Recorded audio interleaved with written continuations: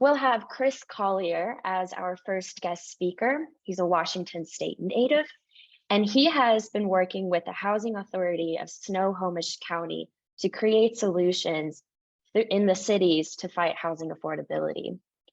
We also have one of my colleagues, Adam Carr, who is able to work in a project in Washington, in the Washington area, and he's going to provide you some maps to show how finance and analytics can be another solution to fighting housing affordability. And I'm going to go ahead and let Chris Collier take the floor.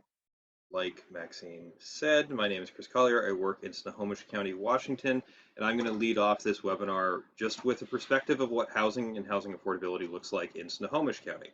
And I'll get to a map of Washington in just a minute. So, quick background on what the Alliance for Housing Affordability is. I'm the program manager for the Alliance for Housing Affordability. What the heck is that? It was created in 2013. It's a fancy way of saying it's a interlocal agreement between the member cities of my county, Snohomish County. Listed here is all of them, including the county government, the Housing Authority of Snohomish County. I cover 95% of the land area of Snohomish County and its population in understanding what is housing affordability. At this point, you might be wondering, but Chris, isn't Washington actually just the state of Seattle? I mean, yes, but no. This is a quick map of Washington State. Seattle's here circled in blue in King County.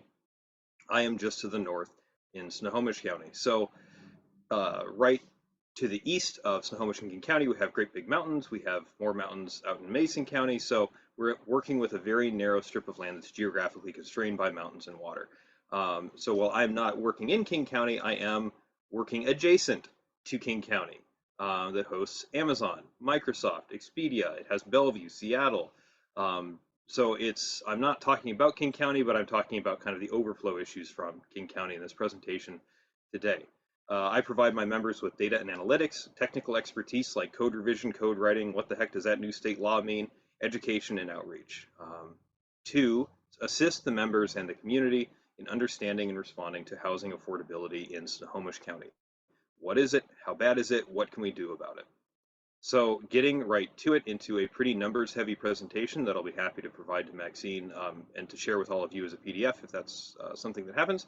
Why do we have this problem? Why do we keep reading about housing affordability? It starts with our housing stock. Year by year, how many more households were created, or rather how many more housing units were created than households. In 2003, according to the State Office of Financial Management, Snohomish County, including its cities, built 1,106 more housing units than new households were created in that same year. So a housing unit, both to rent and to own, is covered here.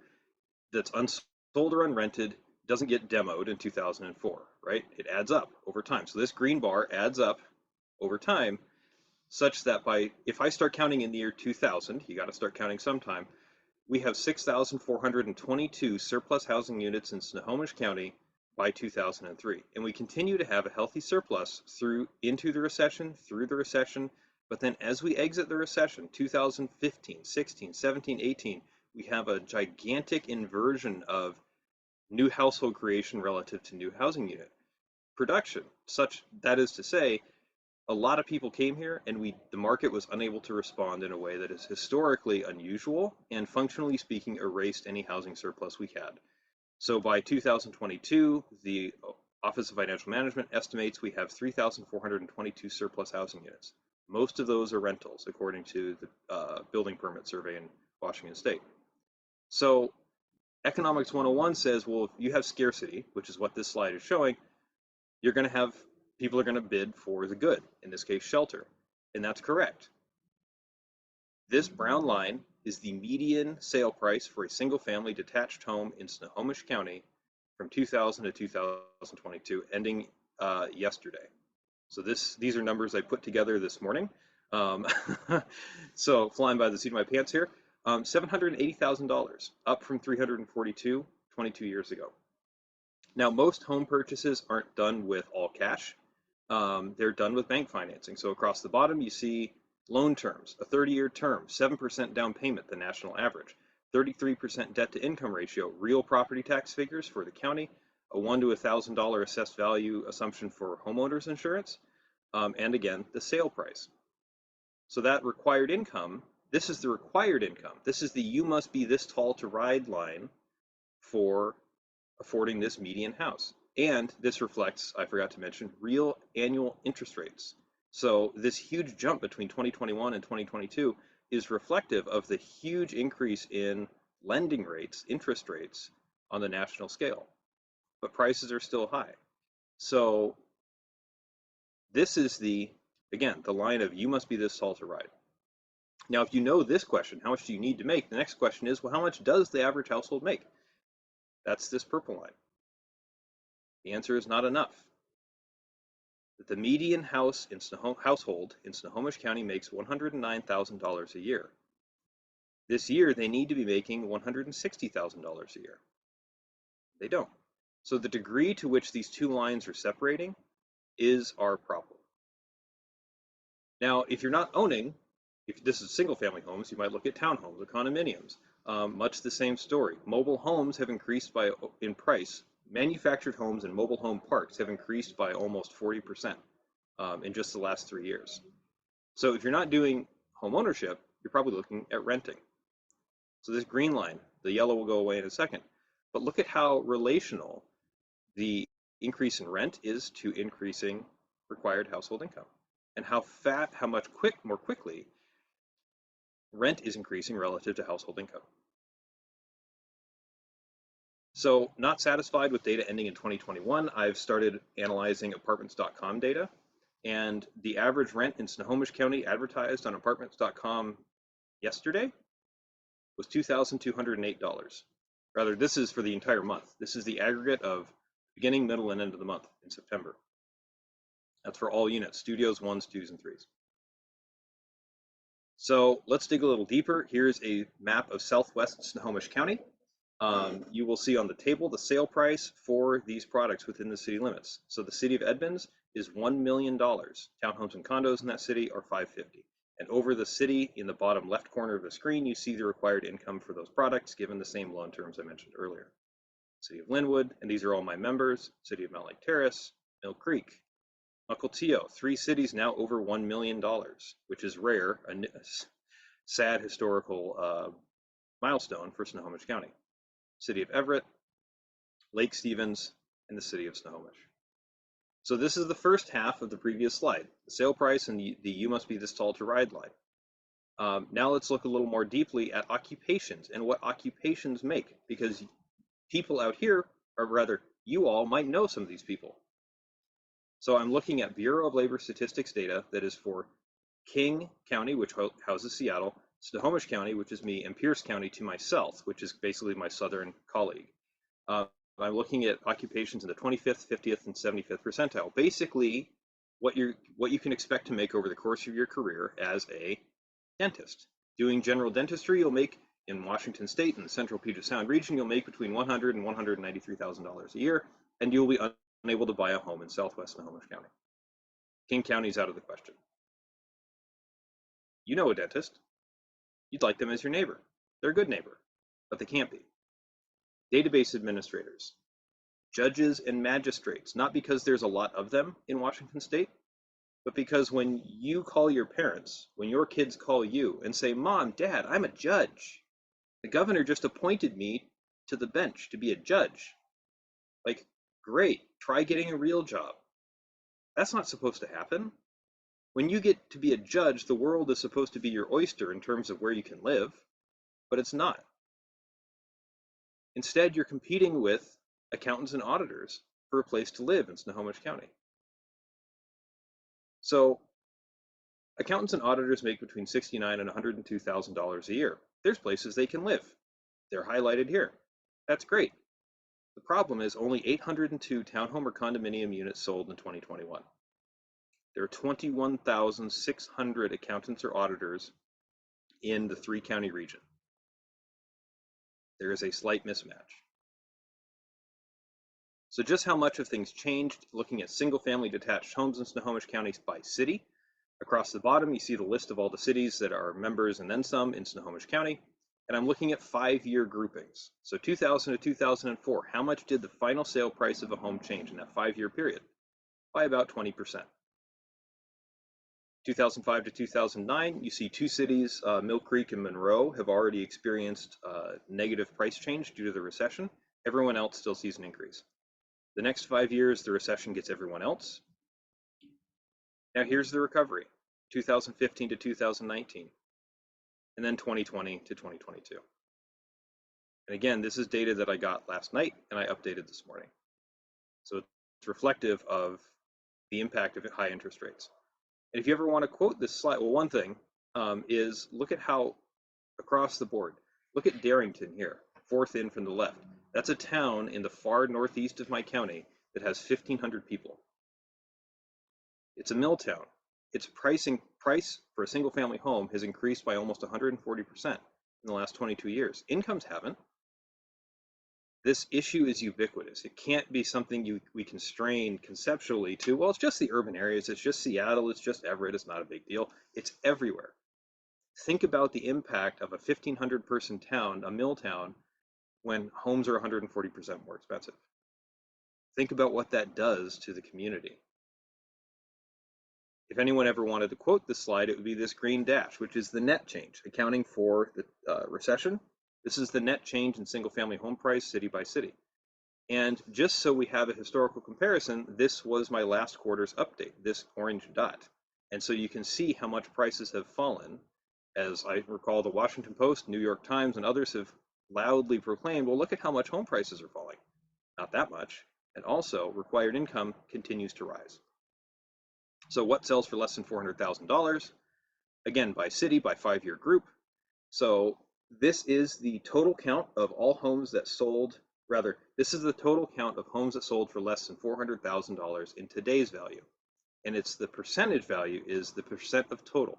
So city of Everett, the tallest bar, fifth in from the left, 86% of all homes in the city of Everett in the first 5 years of the century sold for less than $400,000 in today's value. The next 5 years, not a lot is selling because of the recession. 2015 to 2019, still a fair number. And here's the last 2 years. So look at Everett again, goes from 86% of all sales are for under 400 down to 24. And this includes townhomes and condominiums, I forgot to mention. And on the insert is all of Snohomish County. Over 800,000 people, about 300,000 housing units, third largest county in the state. 10% of all home sales are for less than 400,000 in the last 2 years. I picked 400,000 because that's what seemed kind of reasonable. And when I made this slide about 2 years ago, I can peek into the future and set it to $200,000. By 2018, there are none. There are no sub $200,000 home sales of any description except mobile homes in mobile home parks. So that's a vision of our future if we don't take action. Let's try renting. Rent has gone up by 74%, adjusted for inflation. Income, adjusted for inflation, has gone up by 21%. You don't have to take my word for it. This is a live link to an Everett Herald article, a local paper that covered the story of a renting household in one of my cities who saw their rent go up by $475 a month. That was last year. And economically speaking, they were evicted from their unit, from their apartment. So if you rent, as I mentioned earlier, advertised county rent is $22.08 a month in September. The average square footage that I also have is 868. Doing a little quick math, it's $2.54 a square foot to rent in Snohomish County this month. The 1-bedroom rent is $282, 2-bed is $244. If you bought a single family home in 2021, given the loan terms I provided, you're paying $1.62 a square foot a month. This year it's $2.19. So it's gone up, but you're still financially incentivized to own a home because you will pay less per month per square foot. And remember, as a homeowner, if you sell that home, you get to take all that money you paid into it with you. That's not the case for renters. So the deferred or the delayed equity building for renters that are renting out of necessity is going to create a lifelong setback relative to their homeowning peers. And there's a very good reason to be a renter. I was a renter for over 10 years after I graduated from college because I was moving all over the country following work. But if you're renting out of necessity, that's something very different. And now, as I've shown in the previous slides, more and more households are renting simply because they have no other option. Putting rent another way, 38% of the region's workforce, that's King, Snohomish, and Pierce counties, cannot afford to pay more than $11.50 a month in rent. If they do, they're cost burden. They're paying more than 30% of their household income to rent. Putting this in numerical terms, that's 689,000 full-time workers. And I specifically put this data point in to rebut an argument I was being confronted with of, but Chris, I found a great deal on Craigslist. Sure, there are good deals around here and there, not 689,000 of them. There's a much deeper structural problem that we're dealing with. Looking a little more deeply at this is my second to last data slide, just bear with me, then Adam can show you pretty pictures. This is the number of people employed by occupational median income in King, Snohomish, and Pierce County. So I broke the Bureau of Labor Statistics data down by income bands, starting at 208,000, which is their ceiling, and 6.6% of the region's workforce makes at or above the ceiling for the Bureau's data. Another 0.7% makes between 187 and 166, and so on, down basically by $20,000 a year median earnings groupings. Sorry, Canadian geese are flying by. Go away, Canada. So remember, this is people working in occupations. This is, looking at how many people work in the dentistry profession is in this band, or how many people work in that profession, another band. 102,000 people, 61,000, 191,000, that's high, 347, 534, 468. Lopsided, yes, but wait, it gets worse. Oh, zero at the end. No one can work in a job that makes below median wage or minimum wage. Here's the number of people in the region's workforce that can afford to rent in Snohomish County, about 45%. 13% of the region's workforce could buy in Snohomish County on a single income. So half the region's workforce has no option to either rent or own affordably, and yet they're here and they're performing essential services. There is a huge problem in Snohomish County and in Washington State, Central Puget Sound region, and I would wager many other urban areas that is like this. What this means for affordable housing, I work inside the Housing Authority. I get to look at all of our Section 8 housing voucher data, housing choice voucher data. 162 of them turn over every year on average. That's 2018 to last month. The average is 162 a year. That's because their income went up and they exited the program, they left the county, or they died. Once people get a voucher, it takes them increasing amounts of time to utilize it. I would wager largely because rents are going up so fast that more and more apartments are no longer meeting the payment standard set by the Housing Authority. So it takes longer and longer to find a place you can use your voucher at. There's an increasing chance, 20% now, that you will not successfully utilize your voucher. So the Housing Authority asked me to figure out how many households qualify for their services. I set that at very low income households in the King County, Snohomish County metro. That's a household of 3 people making $52,100 a year. That's the average household size in Snohomish County. There's 76,000 households described by those parameters. So how do we cover them? Available housing assistance in 2021, the Housing Authority of Snohomish County has 6,242. That's between their units that they own and operate and their 4,000 unit voucher portfolio. The Everett Housing Authority has 3,600 units of assistance, both units and vouchers. Income restricted housing that's not affiliated with either housing authority covers another 10,000. And that's it. Every night since 2021, we've left 55,000 of our very low income households to figure it out. They're likely severely cost burdened, most of them. Some of them might be living in unpermitted housing, like a rogue accessory dwelling unit. They might be doubling up, tripling up. They might be living in their car. They might be living in a tent. That's a story from Darrington, there's an increasing incidence or rate rather of people just living in a tent in someone's backyard with permission, But still, think about the vulnerability that exposes the household to. If you're paying 70% of your income to rent, an unexpected financial burden, unexpected expense, I should say. If you're living in unpermitted housing, the law no longer protects you. Tenant landlord law, health and safety does not apply. What if there's black mold? What if the utilities break? Who's going to help you? You might not go to someone because you know that likely that unit will be red tagged or condemned or otherwise taken off the market and you'll be made homeless. And of course, homelessness is the end result. So conclusions and observations before I hand it off to Adam. This is an issue that's taken decades to create. It will take years or decades, more likely, to address. So we can't let the fact that our first effort into the first new units that come online are very expensive, we can't let that discourage us because it will take years of new unit creation to address. No one person, city, or county is responsible, nor can fix this alone. That's something that I often run into as a city of like 4.5 square miles saying, well, but we can't change this. We can't affect this. No city can. Seattle can't affect it, can't singularly address this issue, nor can Everett, Tacoma, or the smaller cities. We have to work together. This is an issue that crosses city and county boundaries, and the impacts of it do as well. So there's really no point in being territorial, which is a constant failing I see between cities, basically sniping at each other across the city line, literally that they share, saying, well, I don't want anyone that's from Edmonds to live here, says Linwood. And Edmonds fires that right back. Well, I don't want any of you people living here. Like, you can't stop people from moving places. Start working together instead of trying to literally put up a wall around your city.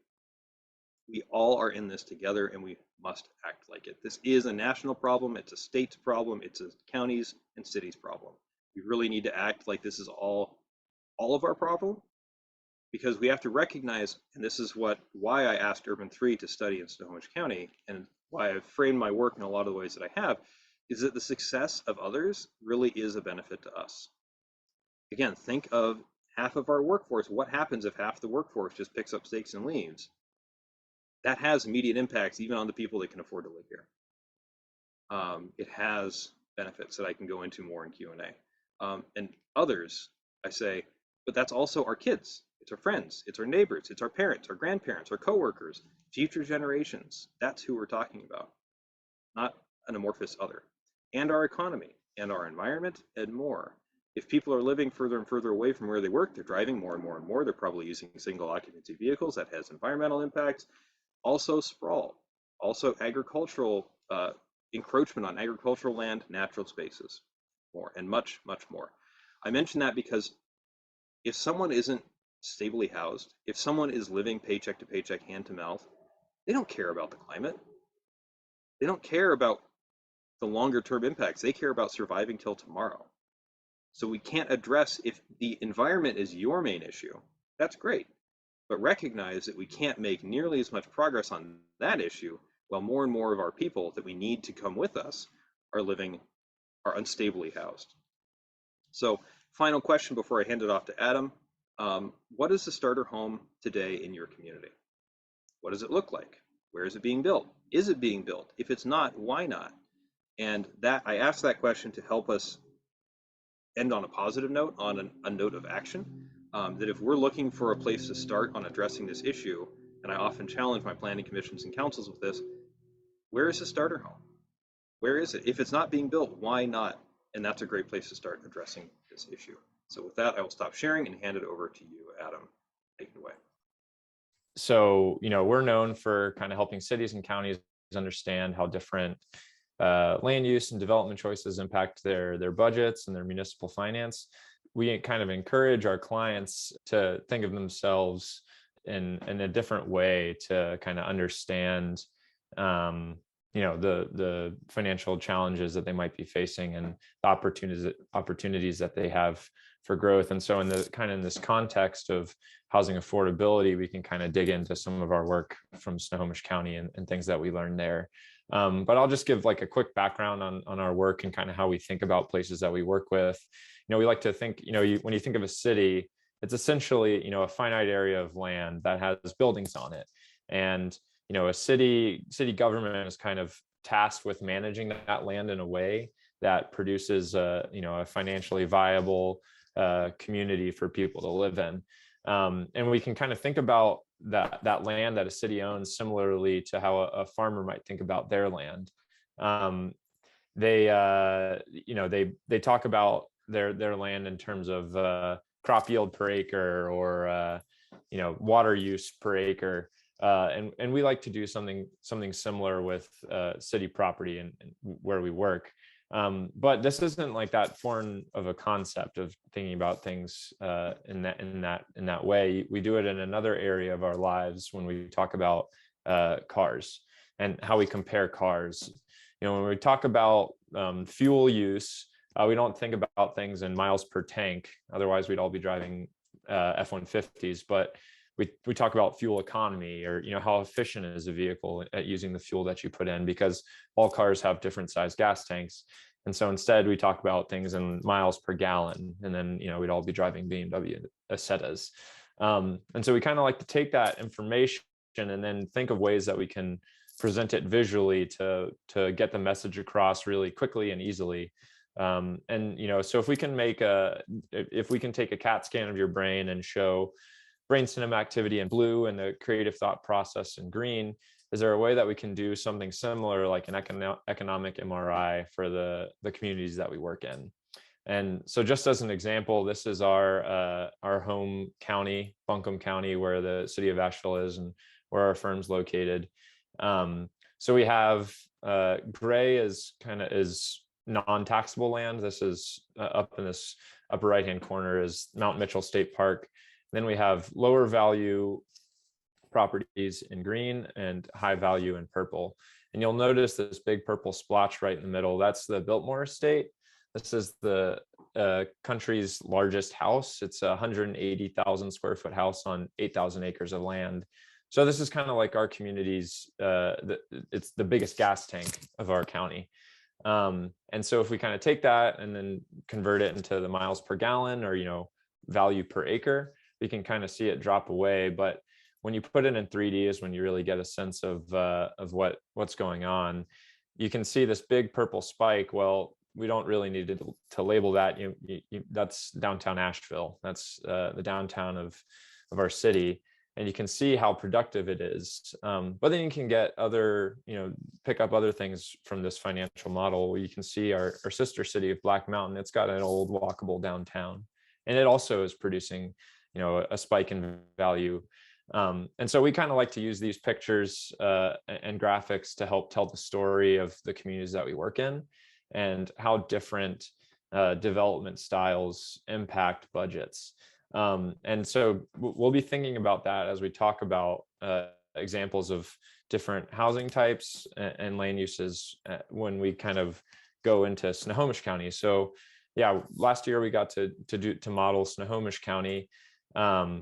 And this is kind of what they look like. So this is their miles per tank model. And, like Chris mentioned, the eastern part of the county is all mountains. So there's a whole bunch of non-taxable property out there. But then in kind of the western and especially in the southwestern portion of the county, you can kind of see, big properties like the Boeing production facility and the mall, these big properties that have a lot of value on them. But then when we look at the miles per gallon view, you can kind of see it drop away and really see it in 3D. And again, let's just focus in on kind of that more developed portion of the county. You can see some of the downtowns like in Everett popping out, and Edmonds as well, kind of centers of gravity of Snohomish County. But then even a smaller town like the city of Snohomish, it's got an old walkable downtown, and there's a pop in value there. And then kind of a mix of other medium or medium high value across the region here. And when we're looking at the different land uses in kind of these areas that we worked in, that we focused on with Chris, a whole lot of that land is taken up by single family detached housing. And especially when compared to some other uses like multifamily or commercial. But then when you look at the actual value that's produced by those different land use types, again, single family makes up the majority of it, but if you look at things in kind of percentages, so 40% of the land is taken up by single family, but it only produces about 60% of the value. But compare that to multifamily, where it's only taking up 7% of the land, but generating over 20% of the value. So you can kind of do that comparison and look at the potency or productivity of these different land use types, and especially comparing these residential land use types. The multifamily is, twice as productive as single family when you look at it across the whole region. And so now we can just dive into some more specific examples of these different residential land use types. So the average across the area for single family is about 1.8 million. And I'll keep that number in the bottom right-hand corner of your screen as we move forward, just so you can kind of compare that to the other different residential land use types that we see. But, of course, there's variability and even the single family grouping.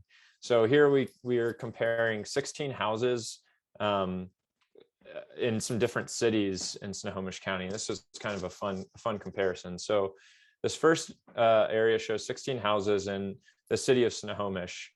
And, the highlighted area is about just under 3 acres in size. And the average value per acre for the single family houses here is 2.3 million per acre. And, these are relatively modest houses. They're built in the 30s on average and 1,500 square feet. Then you can compare that to the city of Lake Stevens, which is a close neighbor. Here's 16 houses, but taking up 5 acres of land. And that, then the average value per acre is a little under 1.5 million. And, these houses are newer and a little bit larger, but then you can compare to the city of Woodway, which is kind of one of the wealthier areas of the county. This is 16 houses on 35 acres of land with an average value per acre of 750,000 or 750,000. And these are the wealthy areas, wealthy homes, but they take up so much land that it really depresses the potential that they have for productivity here. So that's just kind of a fun comparison, or interesting comparison, and perhaps not fun. But when we're looking at this whole region, there's about 93,000 acres of land, and 40% of that, 37,000 acres of land is taken up by single family housing. So that's a huge portion of this part of the county that is dedicated to kind of a lower density land use type. But let's move on and look at some of the other different residential uses. So here's different multifamily housing types. You've got your quadruplexes, you've got kind of more intense apartment complexes ranging from 2.25 million up to 9.25 million. But then you can have some even more productive multifamily developments that just are much more efficient with the use of their lot. So not as much parking. And it's still a relatively modest building there, but it's generating 18 million per acre from this apartment complex in Edmonds. And so across the area, the multifamily average is about 2.7 million per acre. So that's about $1 million per acre more compared to single family on average. You can look at condos, of course, a different kind of ownership. But yeah, here's kind of how some different breakdowns of condominiums look like in the area. So a detached condo 5.6, common wall condo 3.6, and then kind of your more classic, what you might think of as a condo building, multifamily condo at 4.25 million per acre. So kind of a range there. But then in terms of average, one of the more productive, like Chris might have mentioned, townhomes in Snohomish County are actually quite valuable and generate some pretty high productivities, ranging from 3.3 million up to 9.7, with the average being at just under 6 million per acre. So that's kind of impressive from nearly or about 3 times as much as a single family average per acre. And you can kind of break these down and look at the missing middle from Dan Paralek. and Opticos, and just look at how these different residential uses compare to each other. And really some of the more productive residential land use types in Snohomish County are found in those kind of missing middle housing typologies. So, as we think about opportunities for creating more housing in Snohomish County and in other places around the country, we're kind of seeing this trend of townhouse development being one of the more productive options from at least municipal finance and perspective. And then just quickly wanted to highlight some different commercial land uses just for some context. Here's kind of your strip, big box development, from under 1 million per acre to 1 3/4. But then you can look at some of the smaller commercial land uses, like kind of an adaptive reuse or mixed use development, where you're getting that commercial activity, but then also with the residential opportunities from 7.8 million per acre to 18.8 million per acre.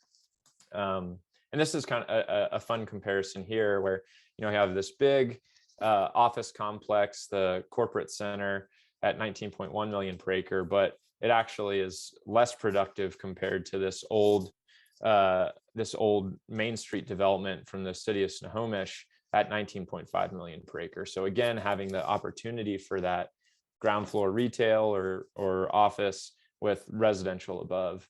And then one more example, the Funco office building from downtown Everett at 21.1 million per acre, and then a couple different small mixed use buildings. But even just this modest 2-story building from Mukilteo at 22 million per acre, or a little bit more intense mixed use building from Edmonds at nearly 28 million per acre. So there's tremendous opportunity for cities as they seek to address housing affordability issues to not only create housing opportunities, but also generate tremendous value for their communities by moving towards, or at least incorporating, some of these small, efficient mixed use developments. One of the things that we also got to do with Chris is look at potentials for potential development around transit stops. So this is a map of the future link, which is the light rail system in King County and around Seattle. They're planning to extend it up into Snohomish County in the future. Chris let me know that I got delayed a little bit, which it's a bummer, but anyway, and it'll be coming at some point in the future. So we took a 5-minute walk shed around each proposed stop and just looked at what was there right now. And so you can kind of see a range of different productivities in these different areas. And so we just looked at this stop, which it's called the Mariner. It's the future location of the Mariner station on this link line. And you can see there isn't really too much going on in terms of high productivity around here. So it's a great opportunity to think about what could be done to enhance value around this future investment in infrastructure through the transit system. So right now it's at 1.7 million per acre is the average for this area. And if we look at this block, it's kind of your classic strip development, some strip malls and fast food restaurants. But the average for this block is about 1.9 million per acre. What if we took that out and then instead, had some more, kind of transit oriented, more dense commercial and mixed use development? What could that do for the overall productivity of this kind of transit walk shed? So this is the current conditions. Again, if we brought in some of those examples of that more dense mixed use development, it would bring the average for the area up by about $1 million per acre to 2.8 million per acre. And if that was a little too intense, we could cut it back and still get something quite that would generate a significant increase in productivity there. So here's just a comparison of those scenarios that we got to do. And something to point out is, there isn't that much housing opportunity in this area right now. So bringing in some of that mixed use development where you can incorporate housing would help address some of the issues related to, housing affordability. And then also as a byproduct, having people closer to transit, so they wouldn't necessarily need to drive, and some of those other second order effects. And just the last example that I'm going to go into is work that we did with the city of Eugene in Oregon, where up to the work that we did in Snohomish County focused just on kind of the revenue side of things, but we can also bring in the cost to get a full picture of what a city's finances look like and how different development types impact their budget. And so here's the revenue model for the city of Eugene. You can guess where downtown is again. But now what we'll do is we'll kind of float this out on a lake. So that revenue model that you just saw is in green. So it's kind of on top of the water level here. And then what we were able to do is get all of the expenses, all the costs associated with each property in the city, and put that in red and drop it down below the water level. So then we netted those against each other. Anything that's in black is net positive. Anything that's in red is net negative. And when you look at it in 3D like this, downtown sticking out is pretty obvious. But if you flip it over and look at it from the bottom, from the worm's eye view, you can see all these different little cuts that are net negative for the city that are working to bleed the city dry financially. And one of the things that the client was interested in us looking at is considering how general development types impact this kind of budget. And so we took residential, we call this the Brady Bunch slide, but we took residential in the top row, mixed use in the middle, and then commercial on the bottom, with low intensity, medium intensity, or low density, medium density, and high density. And when you put the sticker price on each of those, they're, for the most part, they're all net positive, but except for that low density residential, kind of that single family detached housing, which is at minus about $1,400, or it's being subsidized by that amount in terms of government services. And to me, when I look at this slide, it's like, all right, it can't be that bad then for the community. But we get this question from people. It's like, well, I want a house. I want, a single family detached house. And the reality for Eugene is that 80% of their land use is being taken up by this land use type that's net negative for their community. And so that's where the problems are really coming from for them. And what we encourage them to think about is kind of finding greater balance. 80% of their community being taken up by that kind of lower density suburban type development. You could think of it like your diet. I can't eat 80% of my diet can't be pizza. I have to eat healthy stuff too. I have to have a balance. And so kind of thinking about that, you can find examples, of course they want to grow their downtown, but they also need to find opportunities for increasing the amount of kind of other productive development like that Crescent Village, and finding places in the city where they can kind of copy that. And another thing, and kind of in the context of housing affordability, is this question of, but I want a house. And when Chris and Maxine and I were talking about this, we kind of came to the conclusion that it's not that people want a house necessarily. Maybe society has pushed us to wanting that single family detached house, but what people really need is to build equity. So they need opportunities to build equity, and it can't just come from single family houses. It's not sustainable to have that anymore. And there need to be more opportunities to build equity through purchasing townhouses or condos and so on. And so that's something that we'd like to think about in the context of housing affordability as well. And one of the other pieces that we got to look at in Eugene was comparing these different neighborhoods in terms of infrastructure investment. And so comparing this neighborhood to the north, where there's 8 pump stations, or lift stations compared to this other neighborhood to the south, everybody in the community is paying the same rate for their sewer fees. But the reality is that there's been a lot more investment in infrastructure in certain areas compared to others.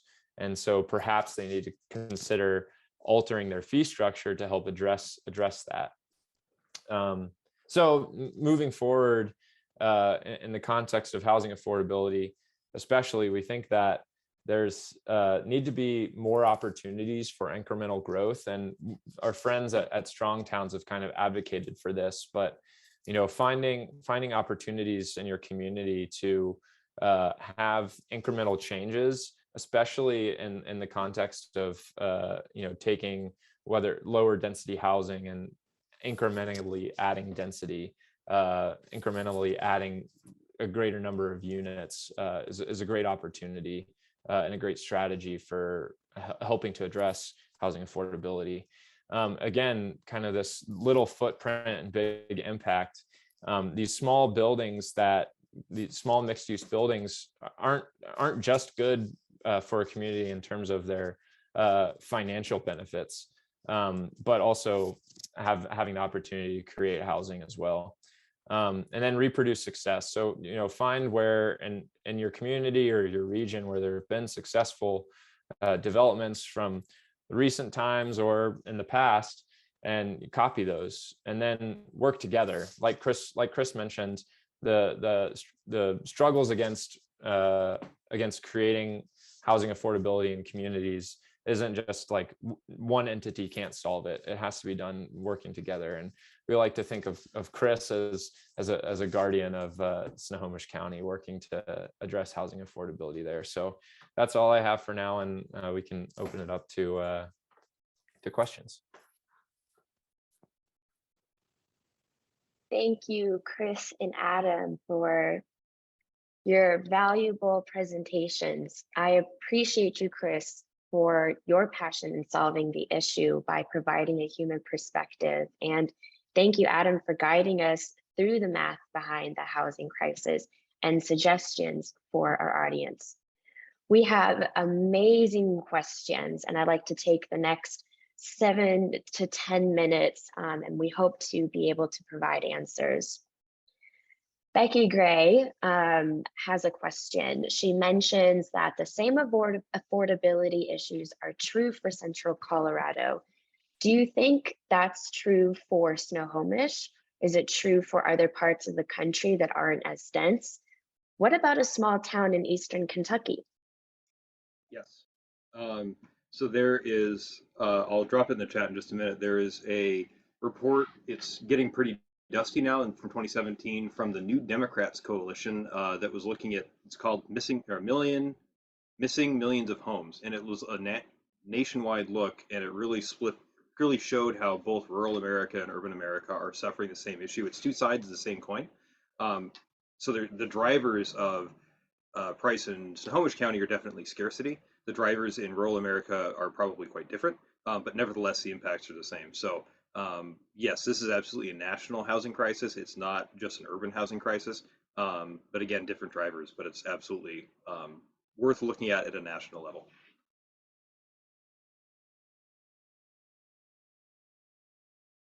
Thank you, Chris. We have another question. I have a question. You presented all single income affordability. Can you talk about dual income households? Yes, once I find my mute button. Yes, that's something that I cut out for time, but I've often looked at, and there's a link, by the way, to the NDC report on missing millions of homes. Yes, dual income does raise the bar. It does allow more households to get in, but it's not a cure-all. And that's something where, again, for time, I didn't delve into that, but when you look at 50% of our region's workforce making below $62,000 a year, let's see, 62 times 2, it's $124,000 a year. Oh, we're still $40,000 a year behind for 50% of our region's workforce for home ownership. So if two people from basically the lower income bands of the region's workforce, get married for purely financial reasons, they'll still be struggling or frozen out of the housing market. There are more options that may be available to them. Renting may be more available for now, but it's definitely not a cure-all. It is definitely something of smoothing the rough edge of that issue. But I was actually asked that question by a city councilwoman who said, "But Chris, I thought everyone came out of college married, so I don't believe your presentation." It's like, well, let's settle down, because also there is a growing number of single person households, both particularly in younger 25 to 34-year-old households, and also just as a raw number, regardless of age, nationwide. More people are trying to live independently and single for longer, and on single income. So that is a correct question, but it can't be the solution. Also, it's a slippery slope. Just get married so you can live affordably. Kind of a slippery slope. Thank you, Chris. We have another question from Cindy for Chris and Adam. How does taxable productivity correlate to affordability? I'll give that one to you, Adam. I answered in the chat. Okay, sure.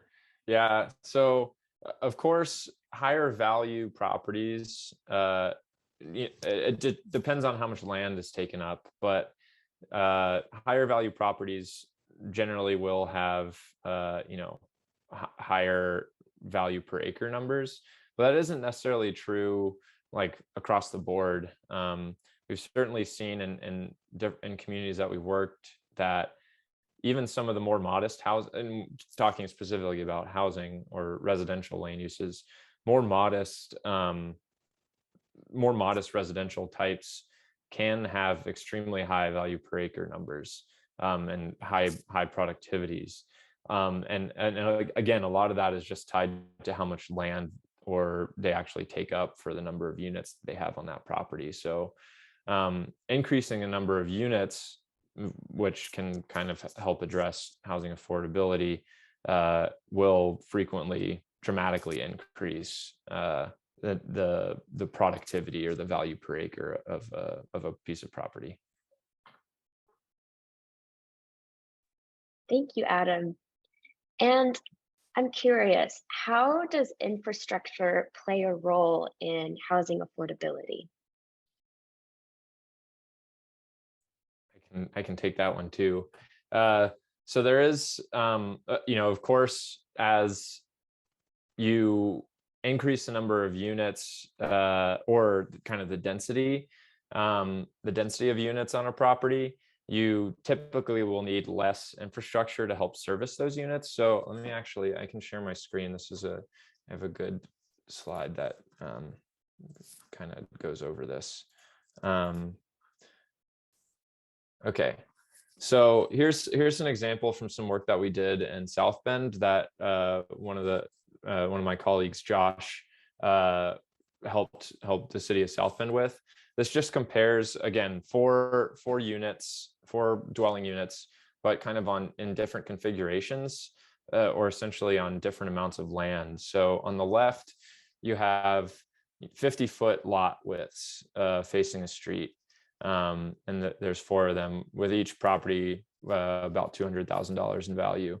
Then you kind of basically shrinking the lots, but still having four units on each property. And then in this last example, essentially a multifamily configuration where 4 units on one property.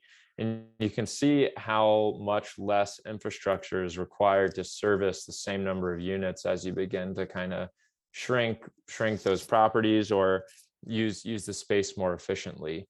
So going from negative $804 in terms of cost for the road out in front of these residential units to an eighth of that in the far right with that multifamily example. So as you kind of increase the number of units on a property, you can significantly decrease your infrastructure costs. And I jumped into the chat. Sorry. Oh, perfect. Thank you again for your answers, Adam and Chris. And I would like to thank you for attending our webinar, and we hope to see you next month.